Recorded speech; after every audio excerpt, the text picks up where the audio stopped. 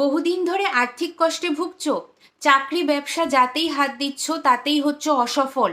অনেক চেষ্টা করার পরেও সফলতা কোনো অজানা কারণেই ধরা দিচ্ছে না তোমার কাছে। ঘরে চলছে অশান্তি। তাহলে আজকের ভিডিওটা তোমাদের জন্য।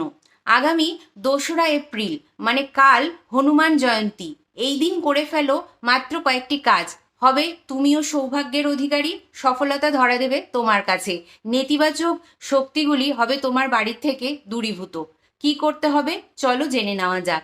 2রা এপ্রিল ভোরবেলায় উঠে স্নান সারো। এরপর 5টা লাড্ডু হনুমানজিকে ভোগে দাও। তারপর হনুমানজির পুজো শেষ হওয়ার পরে তোমরা 11 বার হনুমান চালিসা পাঠ করো ওই মন্দিরের সামনে বসেই। এরপর একটি সাদা কাগজে রাম নাম লেখো 108 বার এবং সেটা কোনো নিকটস্থ হনুমানজির মন্দিরে যেয়ে কিছু প্রণামীর সহকারে প্রণামী বাক্সে ওই কাগজটা রেখে দিয়ে এসো। কাগজটা যখন রাখবে তখন এই মন্ত্রটি 9 বার উচ্চারণ করবে মনে মনে। ওম তেজস্বে নমঃ, ওম হাং হনুমতে নমঃ। 3টি ক্রিয়া করার সময় নিজের মনস্কামনা কিন্তু হনুমানজিকে জানাতে ভুলবে না। যে কোনো একটি মনস্কামনার জন্য করো এবং অবশ্যই এই কার্যটি 2 তারিখে তোমাদেরকে করতে হবে।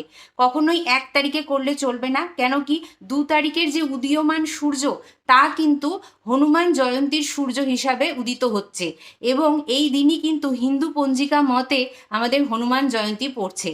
তাহলে অবশ্যই এই কার্যগুলি করো। আর আজকে অর্থাৎ 1 তারিখ সন্ধেবেলায় একটি ঘিয়ের প্রদীপ জ্বালিয়ে দিয়ে এসো নিকটস্থ কোনো অশ্বত্থ গাছের তলায়। ব্যাস এই কটা কার্য করলেই হবে। যতবার কার্যগুলি করবে ততবার কিন্তু নিজের মনস্কামনা জানাতে ভুলবে না। চলো বন্ধুরা, আজকের ভিডিও থেকে যদি তোমরা একটু হলেও উপকৃত হও তাহলে অবশ্যই নিজের কিছু প্রিয়জনদের মধ্যে এই ভিডিওটি ছড়িয়ে দাও, যাতে তোমার সাথে সাথে তারাও উপকৃত হতে পারে। এবং আরও একটি কথা বলে রাখবো, কারোর ক্ষতি চাওয়ার জন্য কিন্তু এই কার্যগুলি কখনোই করবে না। নিজের মঙ্গলের জন্য করো, অবশ্যই ভালো ফল লাভ হবে। খুব তাড়াতাড়ি আর্থিক কষ্ট দূরীভূত হবে, সফলতা তোমার কাছে ধরা দেবে, বাড়ির থেকে অশান্তি দূর হবে এবং নেতিবাচক শক্তিও দূর হবে। চলো বন্ধুরা, আজকের মতন এখানেই শেষ করছি। জয় শ্রীরাম, জয় হনুমান।